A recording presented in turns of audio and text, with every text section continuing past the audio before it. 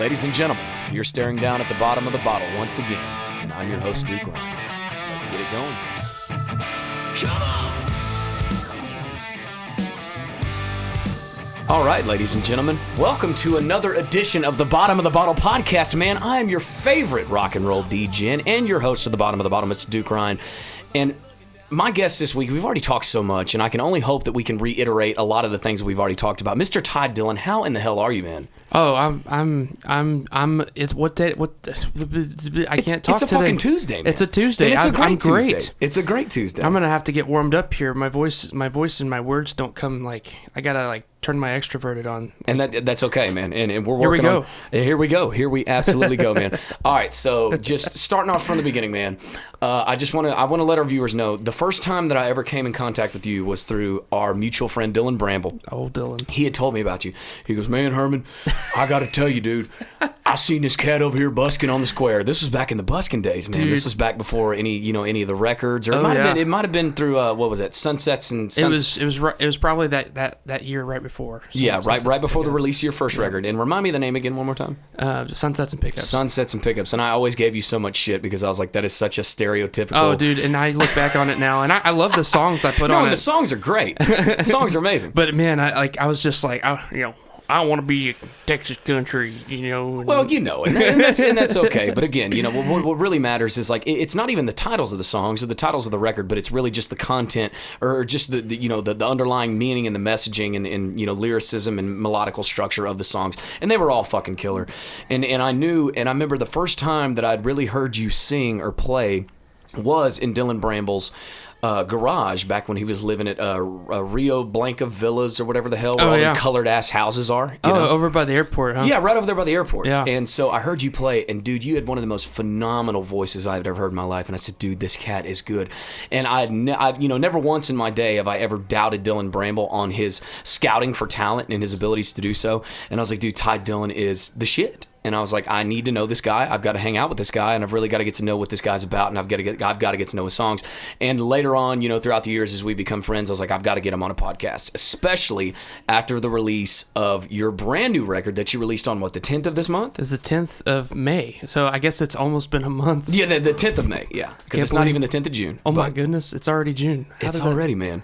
All right, so let everybody know about the record. Hey, I just put out a new record. It's called The Story of a Kid with Heart, and we were talking about Sunsets and Pickups a second ago. I feel like, Sunsets and Pickups was such a cornerstone piece of who I am as an artist, who I was, and it's kind of I think it's just been a journey until now, and it still will be. But Sunsets and Pickups was me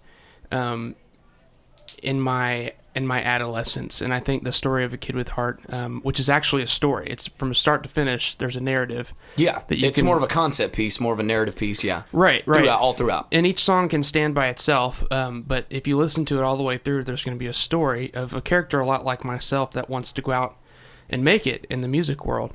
And then along the way, he falls into many of the vices that we musicians will sometimes do, and right. It turns into a necessary part of the nature, right? It's kind of a hero's journey, Mm-hmm. It's the exposition, and then he stumbles, and then he realizes he needs to do something to make it all better, and so. Anyways, I'm not going to ruin the ending for you, but not that big of a spoiler alert. Yeah. I just it's a story, and I feel like it's cool because I've been on this journey from Sunsets and Pickups to The Story of a Kid with Heart. It's actually taken me 4 years to write, record, and produce this record, and it took me so long because I just wanted to make sure I did it right. Yeah. So yeah, it's I just put it out in May, and I'm really, really excited. I'm really tired. and that's honestly, and that's the process of recording and from start to finish, as far as conceptualizing from the beginning, okay, well, this is sort of the idea that I have, and you exhaust yourself throughout the process of watching it develop, whether it was, totally your intention or completely beyond or away from your intention, and watching it develop into what it comes to be. And like you were saying earlier, it's like, man, I just kind of wish that after all of this was said and done, and after I released it, you know, I could just take a step back. But no, man, that's at that moment, like that's whenever you really start to grind on it. It's like, okay, well, this is actually out. You know, my individual work is over with now, but you know, I've got to do so much more work on the back end of promoting this and getting this out and putting it on as many ears as I possibly can. Absolutely. Which honestly, we were talking about earlier, you have successfully done with what's the name of the single? Kid with Heart. Kid with Heart. Kid with Heart. My apologies. And dude, we were talking earlier. So you have your original version, Kid with Heart, on your album. Where did the whole idea to do a remix of the song come from? Because that motherfucker is a banger, son. It is so good, so good. You know, my buddy Garrett, who plays guitar in my band, and he also helped produce this album. Mm-hmm.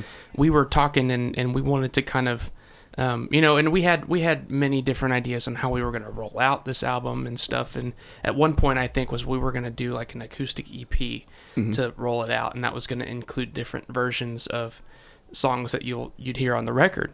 Well, anyways, he actually produced that remix, and he made it all himself. All I literally did was show up and sing. See, he already had all of your, you know, sample tracks and everything that y'all had done in the studio, or, you know, that you had done in the studio, and just took that. Y'all didn't have to recut anything. Y'all didn't have to. Well, he did it all himself, so it wasn't really a remix as much as it was kind of like him just taking stuff and tweaking it and just doing it in a different way. Yeah, he just as any producer would instruments. say, hey, I can do a song like this, and with the exact same tracks that I did it with this, I can do it in a different way. Yeah, kind of. But but what he did is he recorded, like, pretty much everything you hear is just different instruments. He went back and he retracked certain things to make it sound a different way. Okay, gotcha. So, and I mean, you know, that I'm not gonna say that we're not gonna do that anymore, but it's just kind of like I didn't know that that's what it's going to be, and I was super happy, and it was super cool to. Oh, and it is super cool. And again, hey, by the way, 177,000 fucking views on Facebook.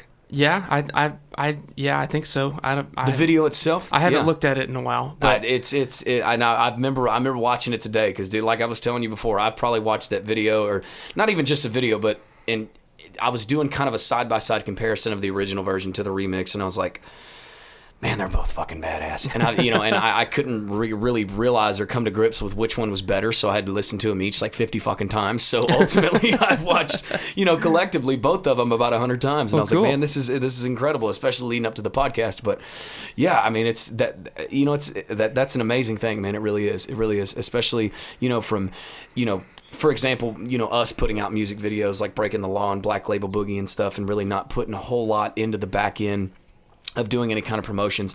And I remember whenever we broke 30,000 views on Breaking the Law, I was like, man, this is fucking awesome. That's really cool. I mean, it's being really received very well.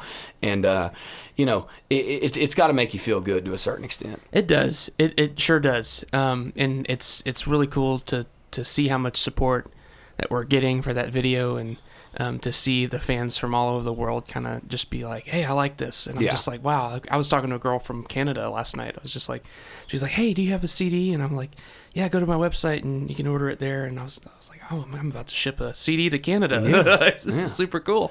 That's so right.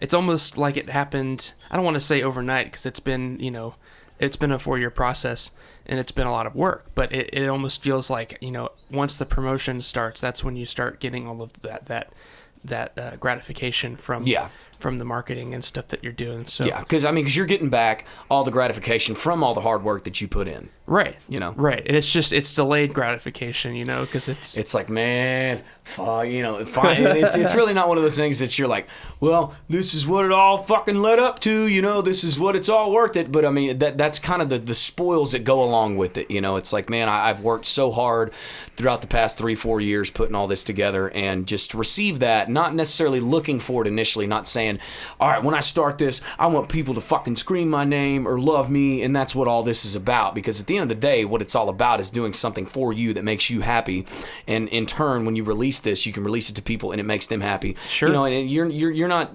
Ty, you're not the kind of guy I've never seen that just does it for the gratification or does it for the fame or does it for anything else like that. And nor am I. But it is nice to see whenever it does come in all the positive reinforcement that you get from it. And absolutely. And it does. It's just kind of like the icing on the cake. Sure. It makes it all that much more worth it. Not entirely worth it, but that all much more worth it. It helps. It definitely helps. Kind of just helps hold down all that emotion that you put into it. Right.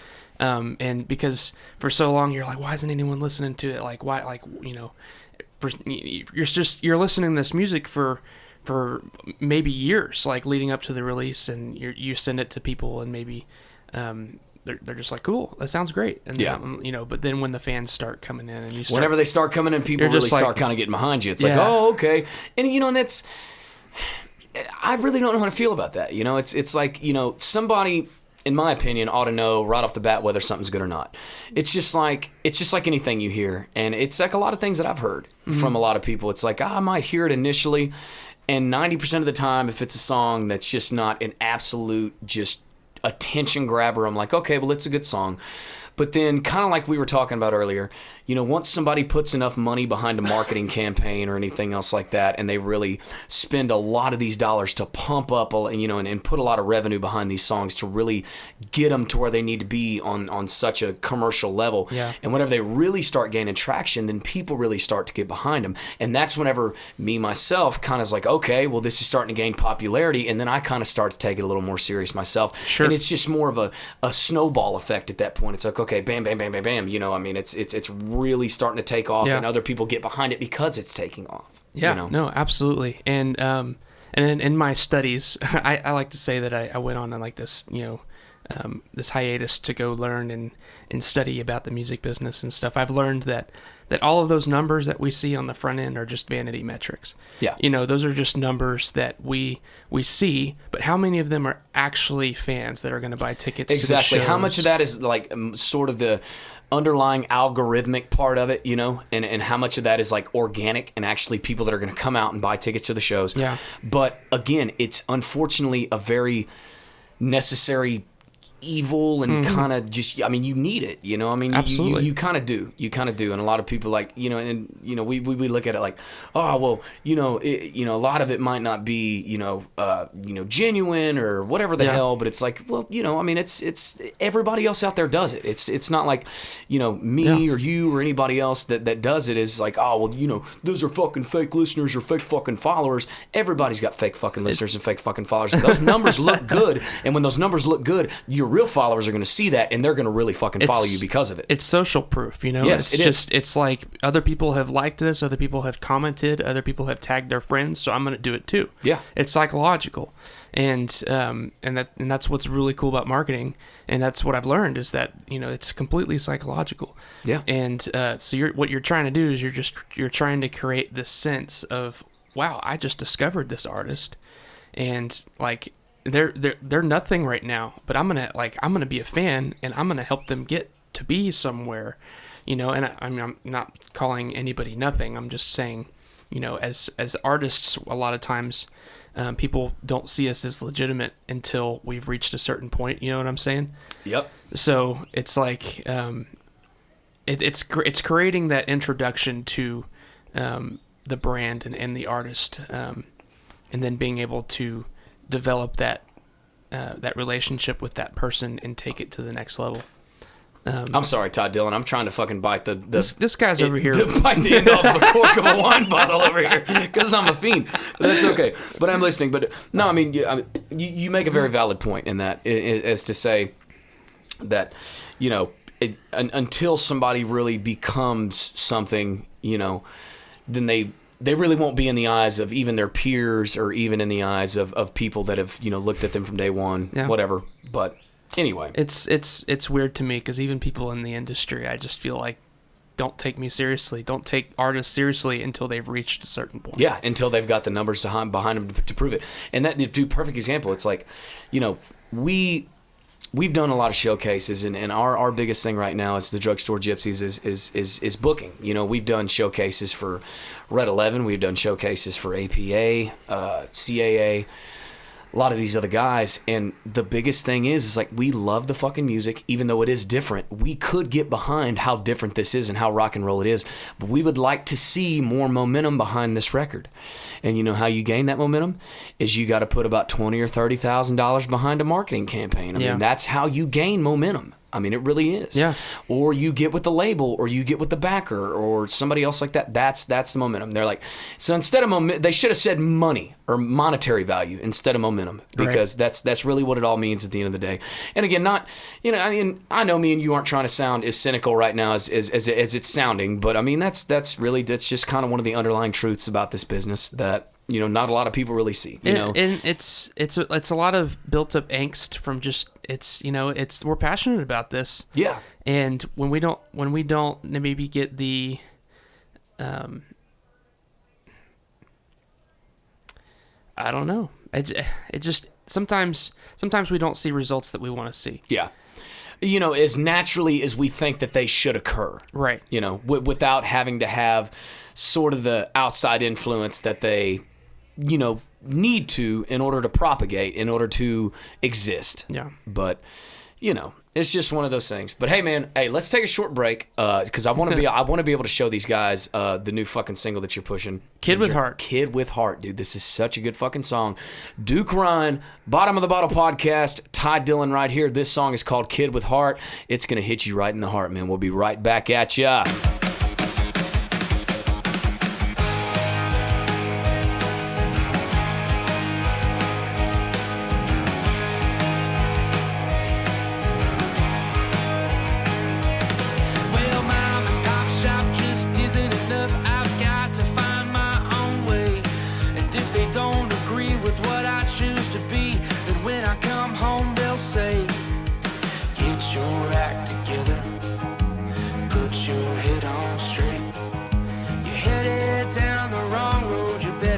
On your knees and pray. They'll act like I'm still 10 years old and they'll tell me what to do. They're the ones without the slightest clue. I'll cut my teeth and I'll pay what's due and hope my family sees that I'm not just a black sheep, that this is destiny. I'll sell my soul for rock and roll. Shot in the dark. I said my piece so you'll always know the story of a kid with heart.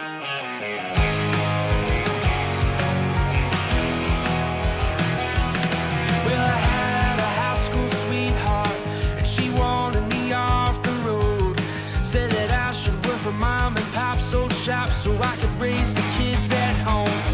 But she doesn't know this passion, doesn't know this drive. She sees me as a deadbeat, but on the inside I'm alive. And I cut my teeth and I'll pay what's due and hope my family sees that I'm not just a black sheep, and this is destiny. I'll sell my soul for rock and roll. I'll take a shot in the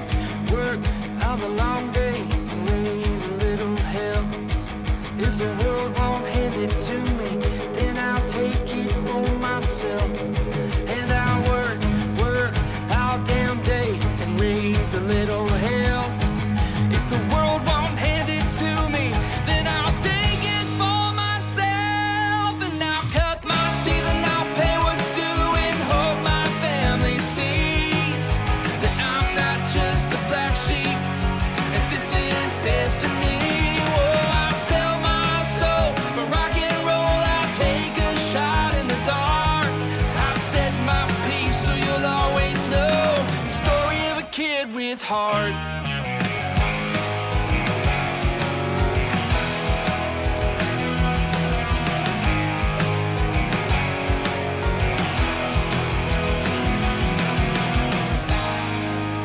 All right, ladies and gentlemen, welcome back to the bottom of the bottle. That was Kid with Heart by Ty Dillon, man. Such a fucking incredible song. And you said you had a shout out that you wanted to give to, who was that? Yeah. No, Garrett produced that song. Garrett who? Garrett Loggins. Garrett Loggins. Garrett played guitar for Sam Riggs and drums for Dolly Shine back in the day. And anyways, but now he's the house bass player at Cowboys, and he plays guitar in my band, and he's an incredible musician and an incredible producer, apparently. Incredible producer, incredible songwriter. He pretty much produced like my whole new album. So I wanted to make sure that I was able to give him that credit there, and just credit to everyone who worked on this record. It's been really great working with these folks and stuff. Yeah. So people that know what the hell they're doing. Right. Honestly. Yeah. Honestly. That's all I can ask for. And that's all that, it's always good. It's always good to, just surround yourself with people like that really just kind of have a vision and really know what they want to do and can take somebody else's project, no matter what level of involvement that they have with it initially, or no matter what involvement they have with it sort of inadvertently, and come in on a project like that and just do what they do with it and kill it. Yeah. And kill it, really. And he obviously has. I mean, and how many songs do you have on the new record? It's 15 songs. 15 fucking songs. Yeah. That's incredible. Yep. That's awesome. You have been working, man. You have been working. No, so you've taken a hiatus for a good fucking reason and came out with 15 banging songs. Yeah, man. And each song was kind of it played at an important piece. Like I said, it's a story, so yeah. I wanted to make sure each song was right. Well, I originally wanted it to be a 12-song album. And then I was like, well, I'm not going to be able to fit the whole story. I'm going to have to do it. I'm going to have to do like a 15-song album for this. And so, yeah, I'm super happy with the way it came out. And it's super cool. Happy to have it. All right. So next question I have, touring. You plan on doing any touring? You plan on doing, what's it looking like on Ty Dillon's schedule right now, brother? Here is the game plan. Let me see the game plan. Let me hear the game plan. Put it in the books. Let's hear it. So I think, in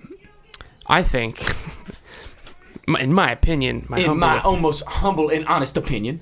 So I'm trying to take things from a very direct, very intentional perspective. Like, I want to make sure that I'm doing things for a reason. I've been to Lubbock 3 times, and I've played in Lubbock 3 times. Where have you played out there? I've played at the Blue Light a couple of times. Blue Light's a good spot. It's a great. The Garage is a great spot out there. I haven't been to the Garage. Cook's Garage, I believe it's Cook's Garage. I think they opened up recently, huh? Yeah, we played, because I remember we did like a songwriter series out there, me and Dillon Dostal, probably 2 years ago, and I don't think it was open much longer than that. So okay. Yeah, I mean, they're pretty new place. Yeah, I got in a car wreck up there with oh shit. my last hard time left turn, literally. No, it was a right turn, but okay, right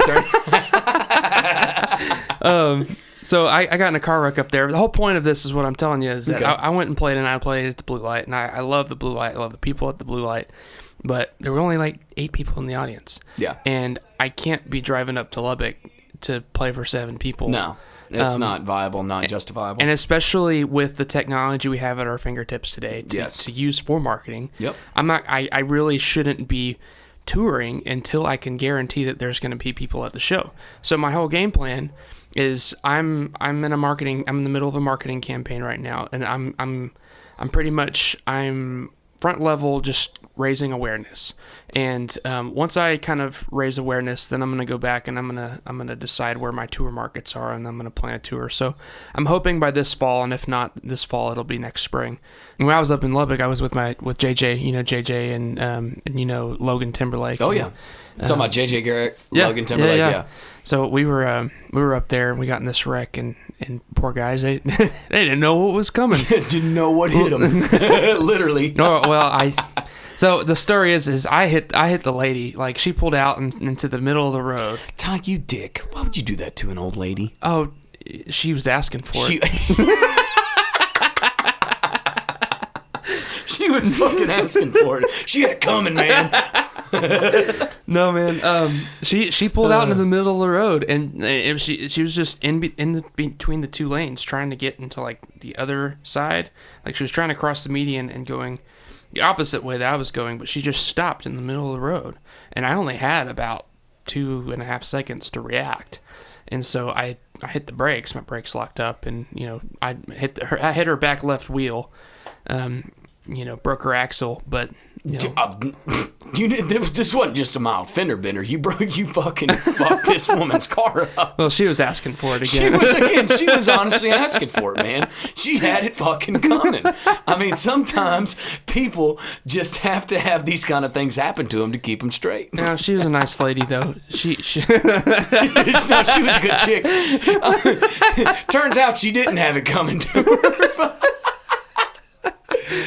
Oh, man. So we were talking about touring. We were talking about getting up there. Yes. Yeah. And my point was with that is that I don't want to go and play for nobody. So I want to make sure that people are going to come to my shows. And so that's kind of what I've been up to. Is I've been establishing tour markets and figuring out where my fans are. So I'm not blindly just throwing darts at the map trying to figure out just where am I going to go next. I don't want. Which I mean we've done that. On a couple of tours, and that's just exactly what you would expect to turn out because of that. Is like, you're going to play a bunch of empty rooms to fucking nobody, and you're going to lose out on a bunch of money. Exactly, and I don't want to do that. So I'm just...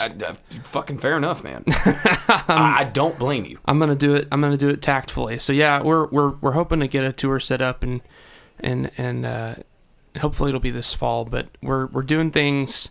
I'm completely 100% independent right now. I have no help. It's just me, and then my guitar player Garrett helps me create content, and then I have a few people that help me with administrative things. But it's they keep my head on straight. They're not actually doing the legwork and stuff. They help me think through stuff. Yeah. But I'm 100% independent, and I'm trying to just take it one step at a time right now. That's the only reasonable way to do it, man. Yeah. It's doing it with wisdom, sitting down and making sure you don't jump too fast, and making sure that you do things the right way. Because anything worth doing is going to be doing, right. The right way. Yeah. Oh, yeah. So, anyways, so touring. So touring, yeah, That's cool. And that's it is cool, and it's one of those things that a lot of people like to do and like to think that is a necessary part of the process, and that's in again I'm gonna get into it because I don't give a fuck. I mean I clean my nose, but I don't wash my keys, man. I don't hide shit from anybody. But listen, so we're in the process of putting together a tour right now, which a lot of it doesn't viably make a lot of sense, but I do like to believe that we are in the position right now as to where we haven't done a lot of touring here as of lately. We're hopefully going to raise a bunch of fucking money this weekend on Saturday. When this podcast airs, we're going to host our barbecue cook-off. Hopefully raise a bunch of money for the back end as far as like putting together a marketing campaign and doing music videos and stuff, and then possibly put together an expense budget for the tour, because we're all just kind of ready to get out there and do it again. We do have a couple of really good fucking anchor dates, good paying gigs, festivals. We have a really badass one in Roswell. We have a really badass one in Arkansas. And those two gigs throughout the entire 2 weeks are going to pay for the tour itself. Yeah. But the thing about it is, for myself, it's like, man, at the point where I'm now, it's like, well, we need to make a little bit of fucking money because I got bills and stuff back home that I need to pay. No, sure. But, we're just kind of ready to get out there and tour. I'm itching. That's kind of been my muse for probably ever since I started. Is all I've wanted to do is to go see the world and to be with my friends and my band and go play to people who like my music. Oh yeah. And that's really, that's really all that any musician can ask for is exactly that. They just want to be able to go and have some of your best and have some of your worst times out on the road, man. Yeah, and just experience it all. And experience it all, exactly. And so yeah, I'm itching to get out there too. I'm trying to do it, tactfully and make sure. The smart way. Right. And again, if there was a lot of things I could change about this tour, I would, but the more I kind of look at it, the more I think of like, well, if anything else, we've already got the fucking tour paid for. We've already got all the expenses down by those two anchor dates that we've already got. We're going to be gone for 2 weeks, having the time of our lives. We're going to go up to Chicago, and we're going to go out west. We're going to come back down and we're going to head back to Texas. Yeah. All that's already paid for, these 2 anchor dates. And if anything else, if we don't make a shit pot of money and justify that, I was talking to John Wilson. Shout out to John Wilson, our other, partner in Bottom of the Bottle podcast. Ding. He was talking to me. He goes, man, well, this will be a perfect opportunity for us to create a lot of content, create a lot of video content on the road of whatever city that we're in, whatever we're doing, do some fucking funny, extravagant, wild video. And we could push that, put a little bit of money behind. And this kind of goes back to our Patreon days. I don't know if you ever fucked with Patreon, but a lot of people seem to have fucked with Patreon, and it didn't work for them, and it didn't work for us. But we had this idea in mind of like, well, we're going to film everything that we are doing on our tours on the road and, push them out there and see if they gain some traction. And again, I guess we didn't have the process figured out, didn't have the algorithms figured out as to how we can make this work.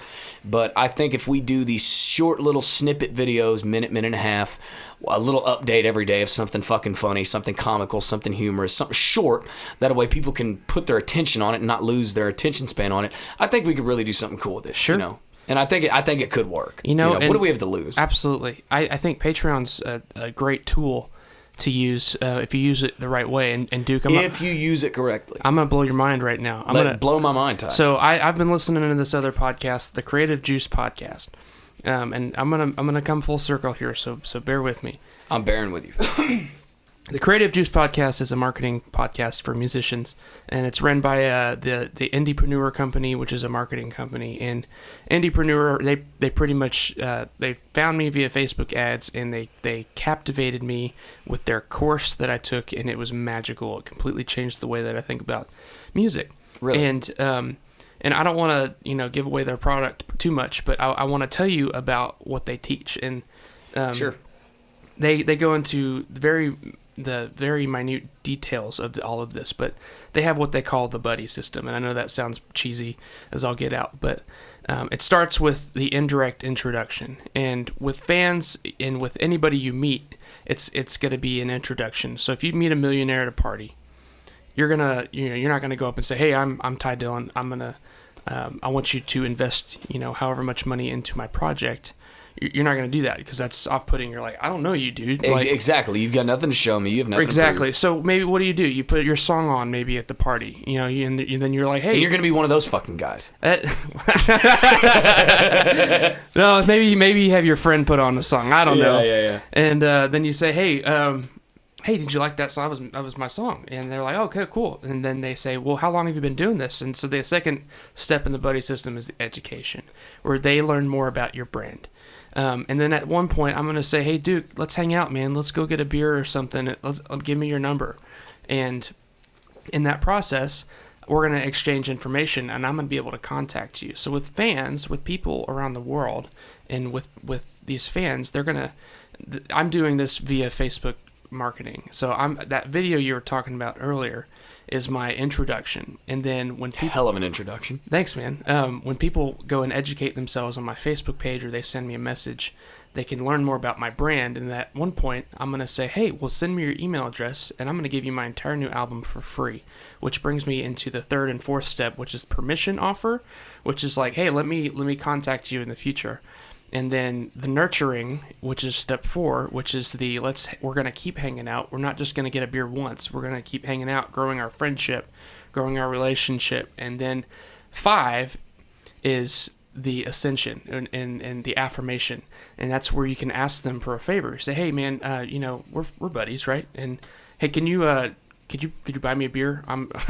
Dude, yeah. Or something like that. And so you're not soliciting right off the bat. You're taking them through a journey, through an experience, getting these folks in on your... And at that point, it sounds kind of sleazeballish, from the beginning. But at that point, it's like, you're not, initially, whenever I've got a very few select buddies that I've actually done that 5-step process with. Yeah.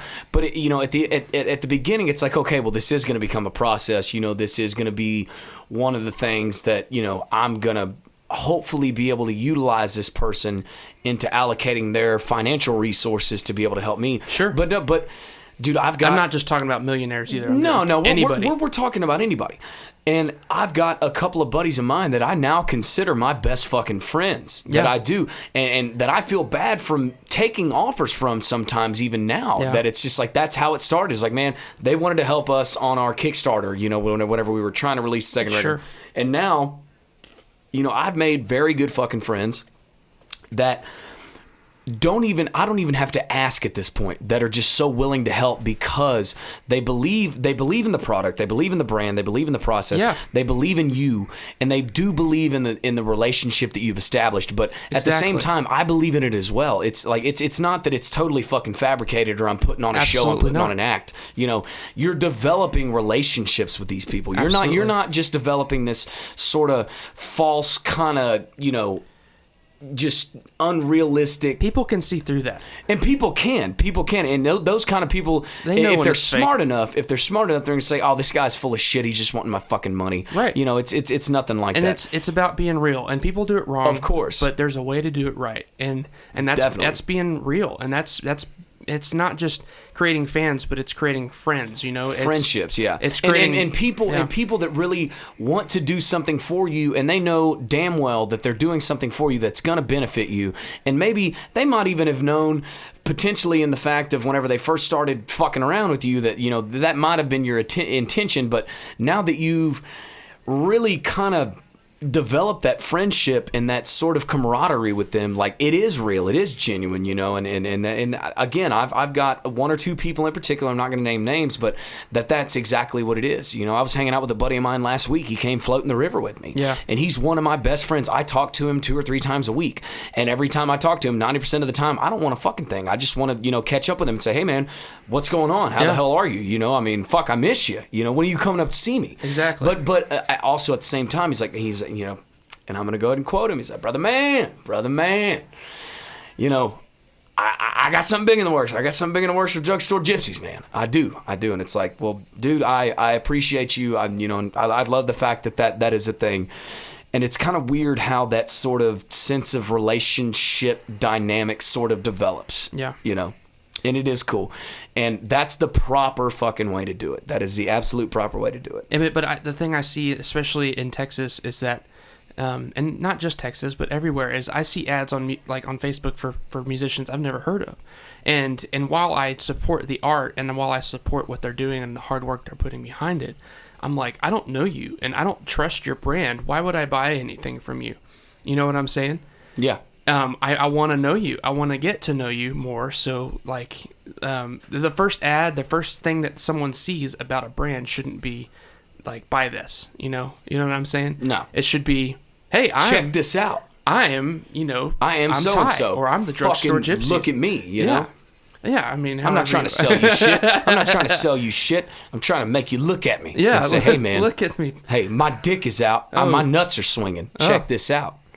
I don't know if that made any sense. I have no idea. But I just tell me it didn't make any sense. It's okay. I'm gonna sit here and keep talking. Please do, man. Because I love your words. I do. I love your words, man. Honestly, like, and I will say this, and I'm gonna go ahead and sing your praises, man. Out of a lot of the people that I've done podcasts with, you know, like we were talking about earlier, you know, either heavy stoners or, you know, we're all fucked up, and, you know, we kind of go around the same, we kind of beat around the same bush, but a lot of the things, pretty much everything that you said is incredibly insightful. It's very informative, and it's very relatable. You know, from somebody that is in the same shoes as you are, that's doing the same thing. I mean, grinding. Dude, I mean, you know, to whatever capacity or whatever level. I mean, you have got your process figured out, especially when it comes to the whole touring thing, when it comes to the whole branding thing. You know that, hey, I've got to brand myself. And I have got to do all of the legwork when it comes to promoting my brand and promoting my image and promoting my music before I decide to get out there and throw caution to the wind and say, well, I'm just going to say fuck it and see what happens. It's like, no, you don't want to say fuck it and see what happens. You want to know that if you decide to say fuck it and see what happens, you ought to know that, hey, I've already kind of reached out to these certain demographics and these certain markets, and I know that I can be able to obtain something from this. Right. You know, Exactly. already before you even get out there and decide to do it. You already know that, hey, this will be somewhat moderately successful if I decide to do it. Exactly. And that's, I think, that's part of my brand, is just being quick to listen, slow to speak. Quick to listen, slow to speak. That's quick to listen, slow. That's quick to listen. It's scripture. That's awesome, dude. That mind blown. Quick to listen, slow to speak. That speaks volumes. Yeah. That is a hell of a phrase. Yeah. Well, you know, I Quick can't. to listen, I slow to can't say that I coined it. Where does that come from? I forget where it is in the Bible. The but Bible? It's in the Bible. Quick to listen, slow to speak, and slow to become angry. I think it's in the Beatitudes. And slow to become angry. Yep. Wow, that's incredible, man. It's just being. That's an incredible piece of text. Yeah. Yeah. There's a lot of. Hey, man, you can learn a lot from the Bible, ladies and gentlemen. sure can. Whether you associate yourself with the religion or not, I mean, you know, there is a lot to be learned from Scripture like that, from just wise words. Yeah. You know, A lot wise of people. words. I mean, in the whole thing is with this whole life thing is that we don't all have the same journey, but we all can share experiences. Of We can course. all learn from other people's And you can share experience. values, and you can share Yeah. a lot of these other things. And you know, even though people take Scripture with a grain of salt, a lot of times, you know, there's lessons to be learned from the things that people have experienced before, and the Bible and lots of other things are great to learn from, you know, because there are Absolutely. people that have been there, and though society has changed, and though we do things differently now than we used to, but like the lessons are all the same. Right. You know what I'm saying? And these are texts that have been, you know, sort of adhered to and really have been learned from for 2,000 years. Yeah. You know, and the lesson still remains the same, and it still remains relevant. Yep. And even though technology powerful. changes and stuff, the lessons are still going to be the same. We're going to still be able to say, now I know what they meant by that. Oh, yeah. I should have listened. You know what I'm saying? Right. Yeah. I hear you, man. Man, that's a whole nother ball game, though. I'm actually wanting to start a podcast, kind of in the philosophical, theological type of realm. I don't know. I feel like I'd enjoy that. That would be. I'm gonna pull a Joe Rogan right here and just be like, "Hey, you should start a podcast, man. You really." And honestly, you know, within the you know guests that I've had so far, I wouldn't have said anything. You know, and I love the guys that I've had on so far, but out of anybody, Ty Dillon, you are the person that I would, you know, listen to, because, you know, you are very level-headed, very sober-minded, very, you know, anybody that listens to you, whether they're a drunkard, whether they're a, you know, whatever kind of shit that they're on, you know, I've learned so much from you within this podcast. I have. And I can't say that about every single one of my guests, which is not a bad thing. You know, I'm not trying to down on anybody else that I've had on the podcast, but it's like, you know, a lot of the times we just sit here and get fucked up and tell funny stories, and it's funny and it creates good content. But sure, man, there's a lot to be learned from a guy like you. Well, you know, I'm flattered. Thank you. Yeah, of course. All shucks. Aw shucks. My God. No, thanks. Thank you. I try and keep myself. That's part of my brand too. Being level-headed, being the guy anyone can talk to. You know. Yes, dude. And again, I don't see why you were telling me before this. Like, man, I've got a problem with being too introverted and stuff. Man, this has been one of the most extroverted, more in-depth conversations I've been able to have with somebody. This is awesome. I guess what I meant by that is that I've been working on this album for so long, and I've been kind of. You've distanced yourself and you've reclused yourself away from everything, right? I felt like I took my personality changed, and now that I'm finally promoting all of it again, I'm having to learn how to be extroverted again. You got to get back into promoting this shit. I'm like, how do I do this? How do I talk to people? Like, I go out, you know, and I'll hang out with friends at bars and stuff, and I don't ever do that anymore. Like, because if I'm not playing a gig, I want to be at home, you know. And that's probably bad when I'm trying to promote the stuff. I got you. Well, you know, there's a time and a place for everything. No, sure. I just mean like I'm having to relearn how to be not socially awkward, and it's fun because I'm like, you know, it's like going through high school again. Just like going through the whole steps of the Shout process. out to anyone from high school listening. Look where I am now. Shout out to all you fucks. Look at me now. No, the most love to you guys. Most love to everybody, man. Yeah. And honestly, most love to you, Ty Dillon, man. Thank you so much for being on the podcast. If there's anything else you want to cover, let's go ahead and do it now. I put out this record. It's on the internet. The best way to support me, if you liked what you've heard, is to go to my website, tydillonmusic.com, and sign up for my 5-day album launch experience. It's not just free music, but there's videos and exclusive content that is being shared telling the story. The 5-day album launch experience. Yeah, so it's instead of just putting out, music, I decided to take it a step further and tell the story visually. So it's 3 songs a day for 5 days, and each 3 songs, it's kind of like a chapter. It's just there's a theme in each grouping of songs, and like so, a Quentin Tarantino film. I guess kind of does the chapter thing. I don't know. Shane Smith's doing something similar right now. Okay. Shout out to Shane Smith. Fucking love those guys. Ding. Ding. What is the ding thing? I like the ding thing. It's from the Bad Truth podcast. Okay. They do the ding. Every time they name drop. It's hilarious. That's awesome. So Shane Smith's doing that right now. Aaron Watson's actually branding his new album as an experience. Shout out to Aaron Watson. Ding. we don't want to overuse it. Ding ding ding ding ding ding ding. Oh, so what's really cool and encouraging to me is that artists are learning that it's not just about music. It's about the music needs to take you somewhere. It needs to take you to somewhere that you've never been, and a lot of times it's going to be with extra content, extra like extra stuff that takes you into an experience. So what I decided to do was release this album in the form of a 5-day album launch experience. So it's like they're getting new songs, but they're also being told a story like visually. So yeah, it's a cool little thing. And as far as what kind of visuals, I mean, because I catch a lot of visuals, mostly from psychedelic drugs, but I mean, what kind of visuals can we expect? Well, it's I guess you would call it vlog style. Okay. Vlog style videos, and it with an overdub like monologue. It's just gotcha. me telling the story in a vlog type of way. Okay. Not in a selfie vlog. It's more cinematic, I think. And that's actually something we're working on right now. Is we're actually going to be making perfecting the cinematic value of it. Yes, but we're also making music videos for all 15 songs. Damn. You talk about some work, son. You think you've done some fucking work so far. You talking about doing music videos for every song on the record. And we have everything planned, and I don't know how I'm going to pay for it yet.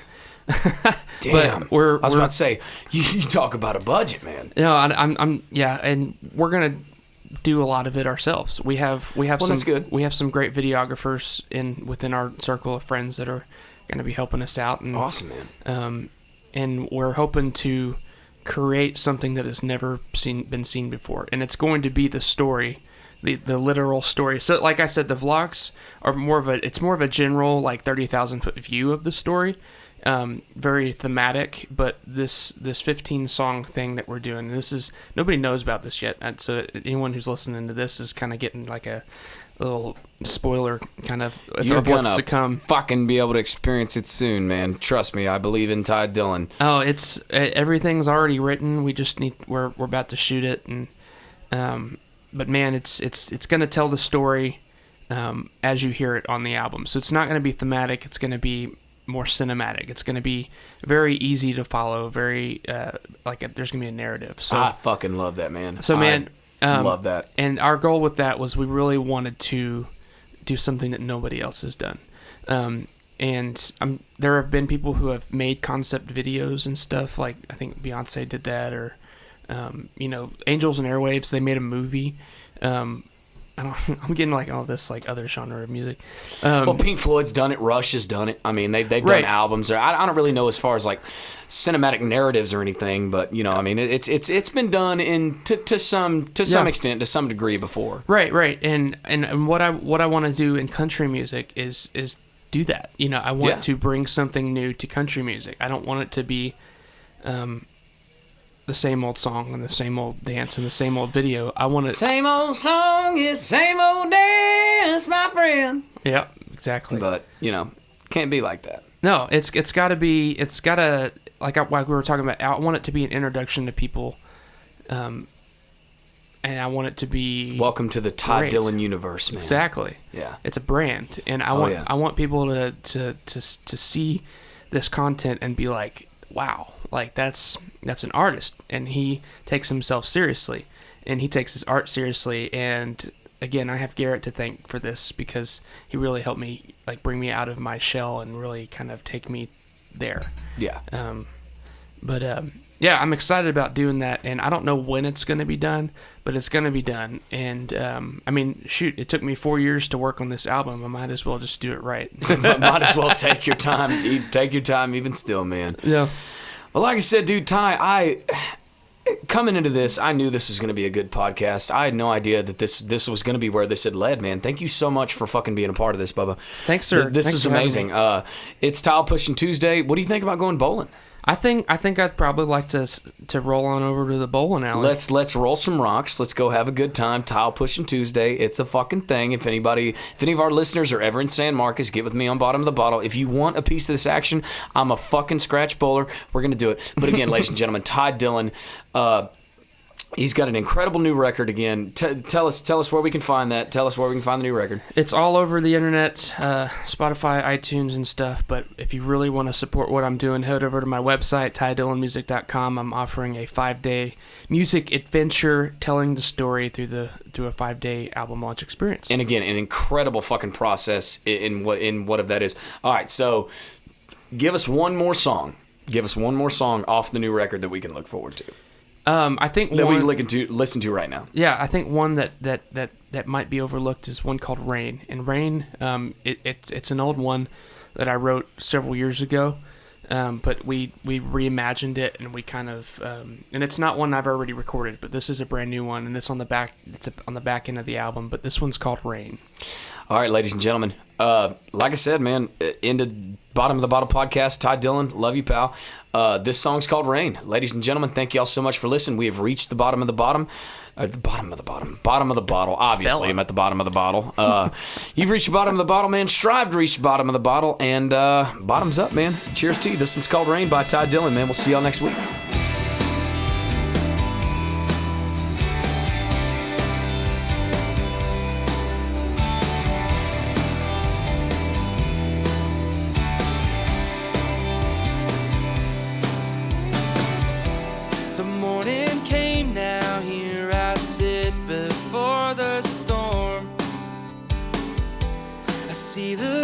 Start turning gray and taking form. No sign of sunlight or the one who stole my heart. She left me nothing, but she warned me at the start. Now I'm waiting on the rain in a way it makes me feel. It drowns out my makes her memory disappear. I knew that she would run away eventually and throw me to the wolves. Now I'm fighting all the demons inside me. There's something about the cold and the thunder when it rolls, but I'm praying on the rain.